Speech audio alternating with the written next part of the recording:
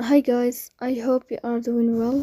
Today we will talk about how to fix or how to solve the problem of GD app. You click on settings.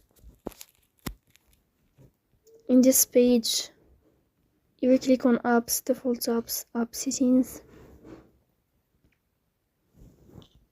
In this list, you will search about the application of GD and you will enter.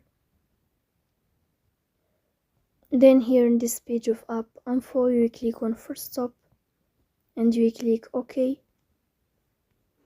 After that, you will enter to the window of storage.